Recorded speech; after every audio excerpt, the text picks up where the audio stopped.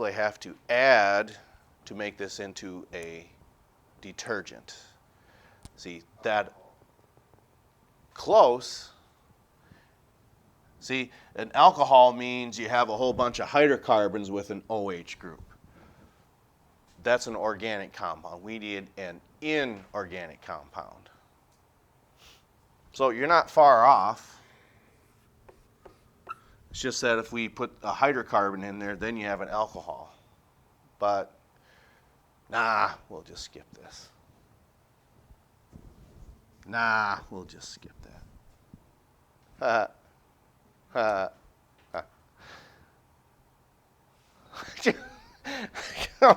Come on here. We can smile. I used to say that to some seniors in the past. You can smile. You will not break your face.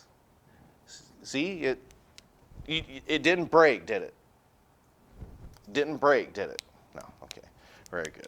I can see me having about 3 different types of videos on here.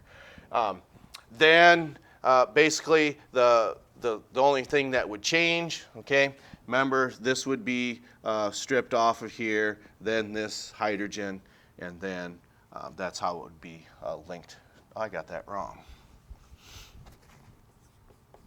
This hydrogen, and then this entire OH would come off. Then that sodium then bonds to this. Okay, so some of this is based off of prior knowledge, okay, whether it's hydrolysis, whether it's esterification, that happens in the triglyceride process. But now we move on to past this hydrogenation, and the idea was to get to rancidity and hormones today, but I don't think we're going to make it that far. We shall see. So, does anyone possibly know what arterial sclerosis is? You've heard of it, but what might that be? Has something to do with the human circulatory system and a person's diet.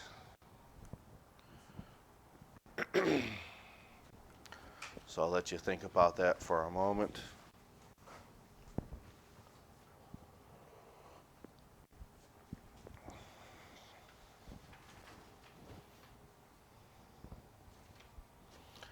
Hey, we're up to 2 minutes and 45 seconds. Maybe this video will make it all the way.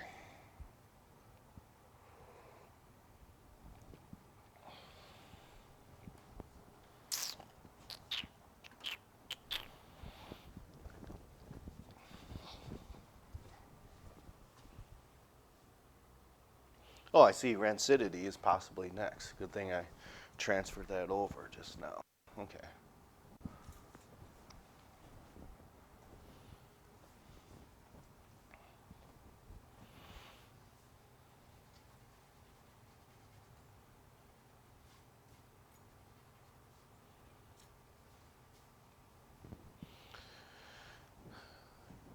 And I think perhaps the best way to answer this, okay, well, for one, wait till you're done writing.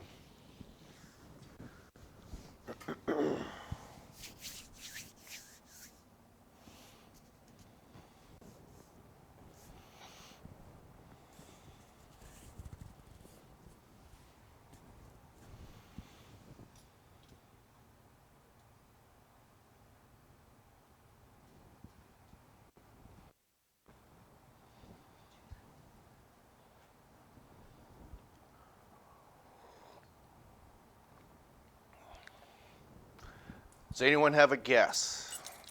Arterial sclerosis. It's something that would not affect you, young ladies and gentlemen, whichever. So it's possibly something that would take place as individuals get older. Okay? And to possibly answer this, how would you increase the pressure in a garden hose? Okay?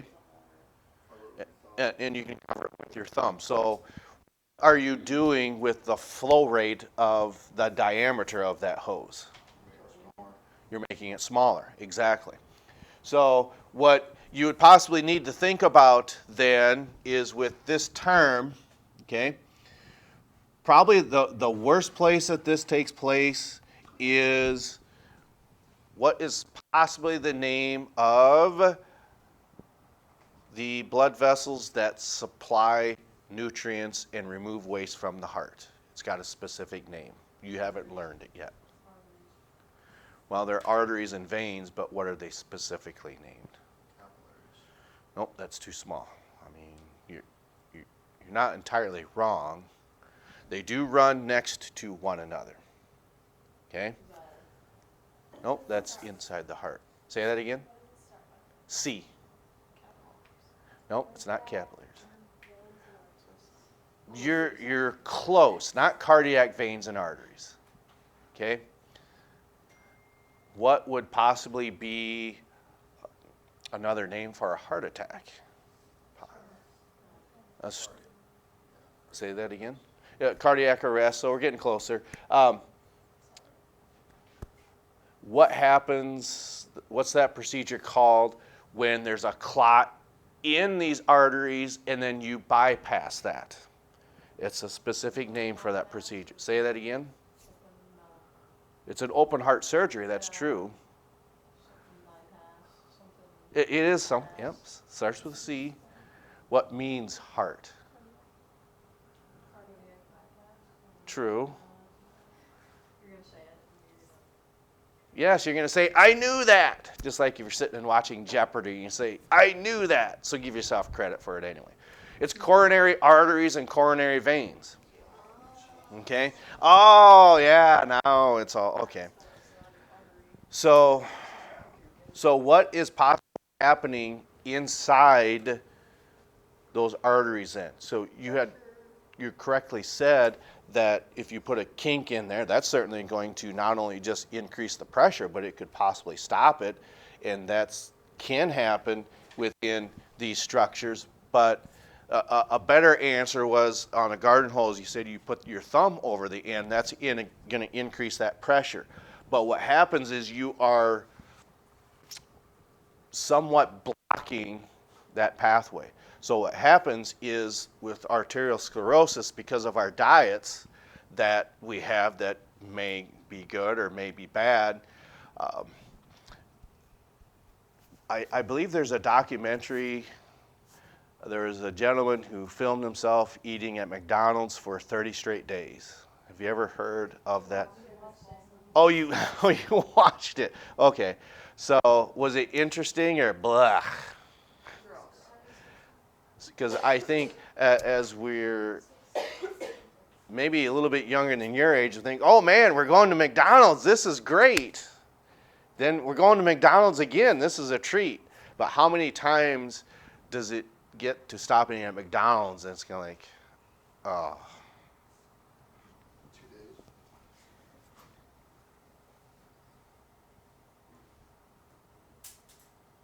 What are we doing?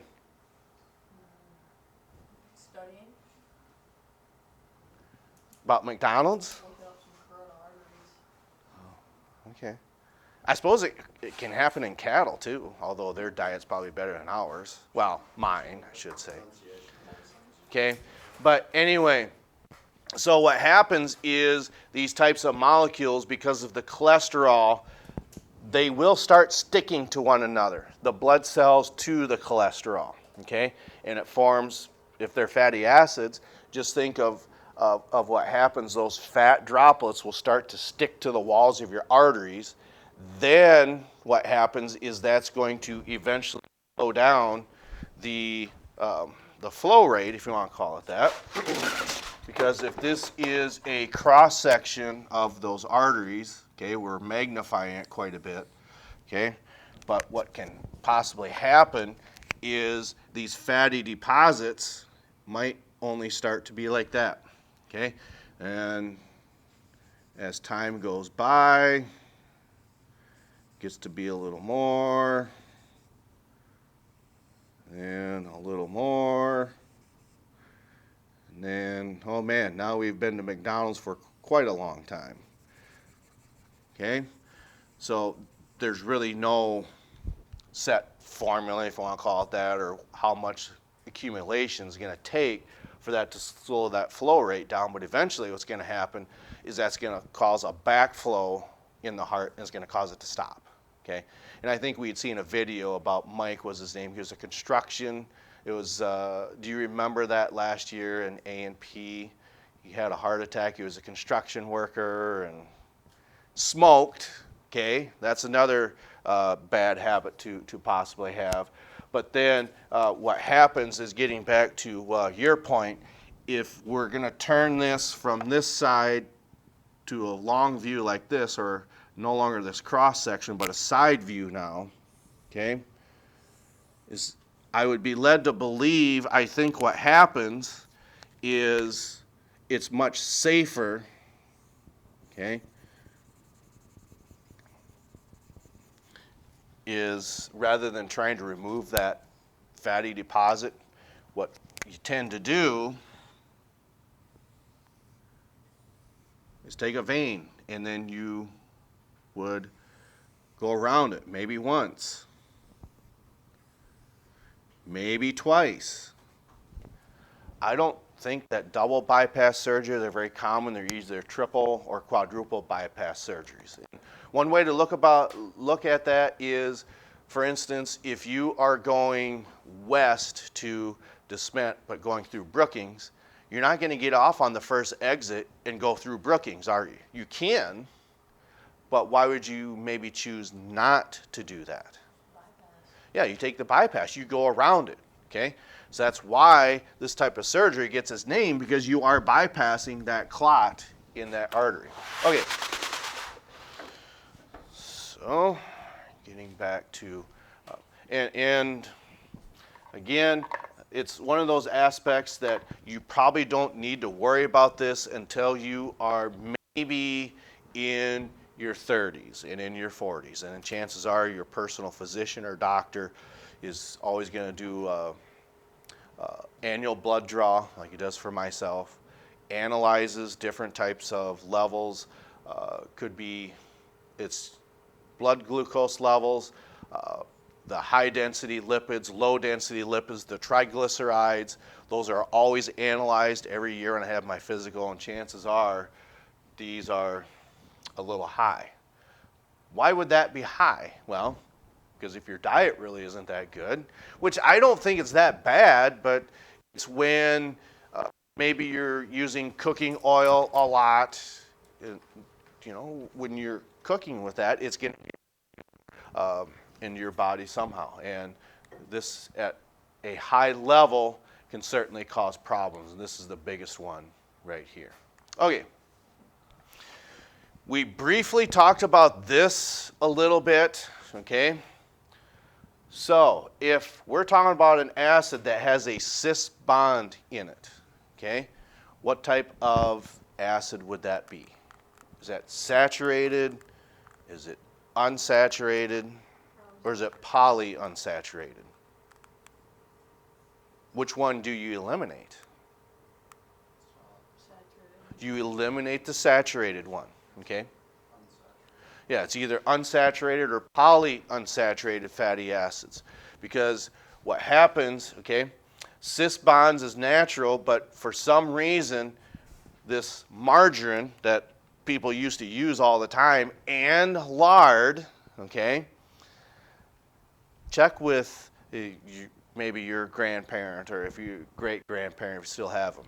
They always say, mine always did, if you want to make a good pie, don't use butter, use lard. Well, you say gross until you taste it. Would you want to know that there's lard in this pie crust or cake or whatever? Or what you don't know won't hurt you, correct? Yeah, see, I agree. You're nodding your head, yes. Pig fat, and animal fats. Usually pigs was the best, most adequate source, okay? And then And then if you're making a cake, really all you need is some cake mix and probably 3 eggs and maybe a stick of butter, maybe 2 sticks of butter, depends how well you want it to taste. The better it tastes, the more butter you put in there. See, you agree, right? Absolutely. Okay, but if you're using this margarine, the body metabolizes these cis bonds into trans bonds. It changes it to a trans fat. Okay, people are very conscious of that, and then that goes back to your bag of Doritos. What does it say on there? 0 grams of trans fats, because it's referring back to these triglycerides or fatty acids that the body metabolizes. If there's no trans fats in there, then you don't have to worry about that. So they're not using products like this margarine that are high in that fat content. Okay, so this one, then, okay, so this is as far as I wanted to get, okay. Rancidity, okay, it's a process of when we would say unsaturated fats or polyunsaturated fats usually break down.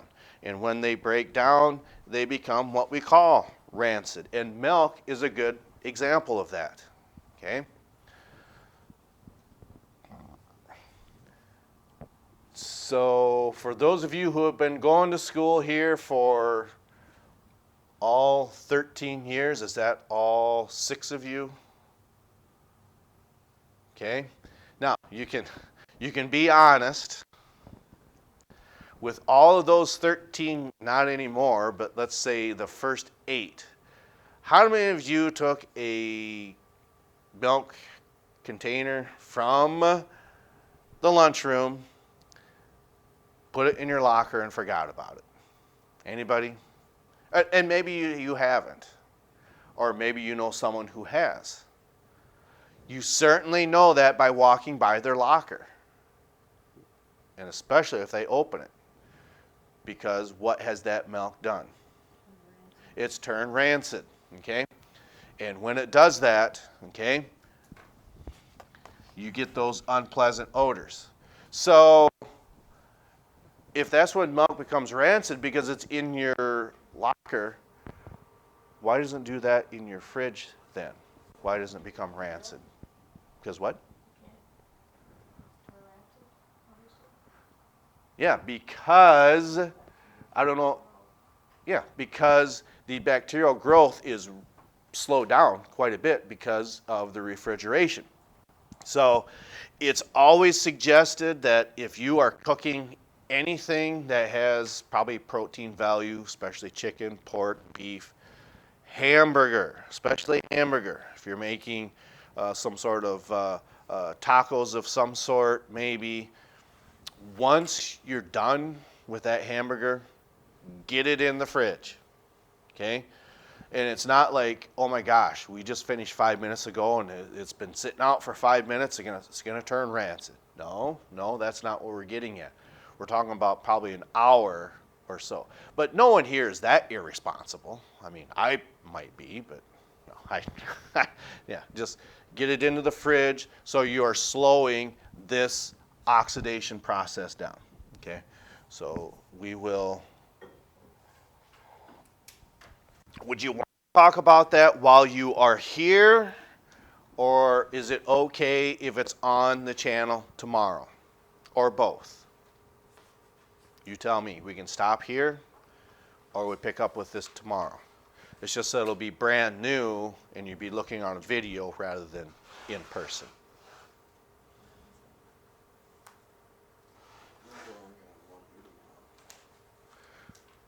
Oh, that's right. There isn't one because you're swinging away. All right. Well, we can do this.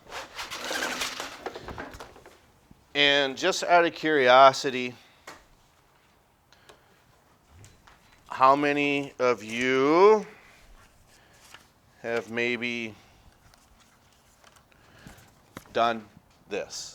These are note cards that I've made for myself, just the idea of writing them down, then it gets placed into, hopefully, your long-term memory. So I'm going to cheat a little bit, okay? So we'll keep this really, really short, okay?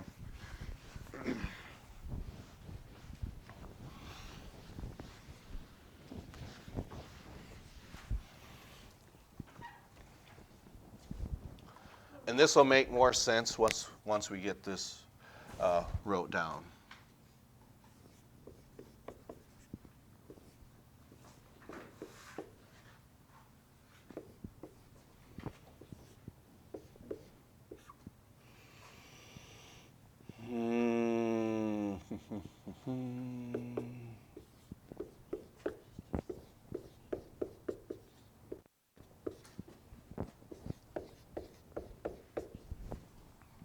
Okay.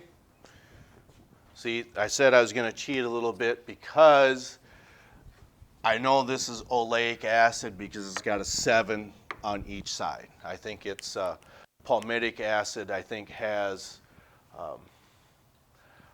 5 on this side and 7 on that side, I believe is palmitic acid.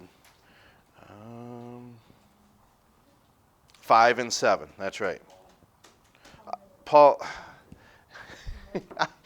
I'm sorry, I struggle with the names, and you do follow along with what I'm getting at. Okay. When we look at something like that, as opposed to, yeah, that shows up on there.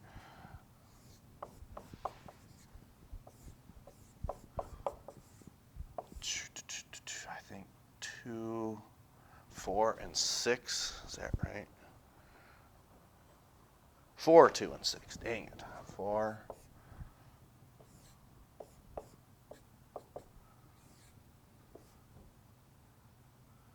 Is it CH? Yeah, CH2.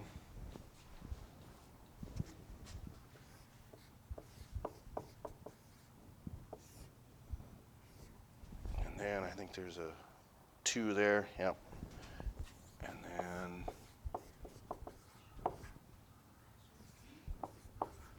okay, what is everything besides the name, but what is everything that you can tell me about those 2 acids? That is correct. So how would you know the difference between them? Right. So that makes this a polyunsaturated fat. This is just a saturated fat. This is not an acid or that's in a triglyceride that goes rancid. It just doesn't, okay? Because when we're talking about rancidity, then it actually takes place here between these 2 types of bonds, okay? And if I'm not mistaken, there is an example of that in your book.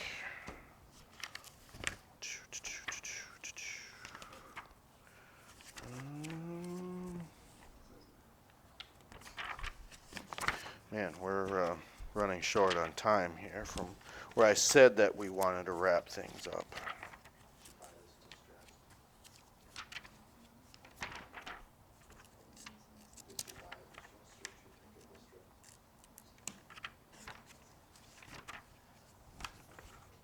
Oh, here we go.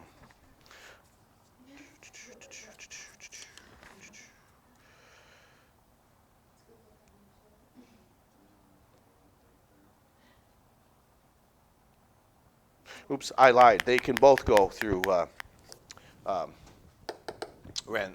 rancid reaction. What happens is what they actually oxidize themselves, okay? So what happens then is they're forming carboxylic acids, okay? In other words, what happens is that double bond is going to break. So here is where that breaks apart, okay? So then what is it that would have to be added to both sides of those double bonds to make that of an acid then? Because how do you know you're looking at an acid? Right. So then if this is where it's going to break apart, which it does, okay, you'd have CH3, just like what we have there. CH2, and then, okay, so this has broken apart and it's formed an acid, and all it's saying is it's just getting oxidized. That's all we're going to say. We don't need to say what oxidizing agent. It's probably coming from that of the bacteria that would be supplying that. So I'll just put, these compounds are so large that it's just so easy to run out of room. So that's one of them. Then you would just do the same thing with what's left over here, okay? Then we would have,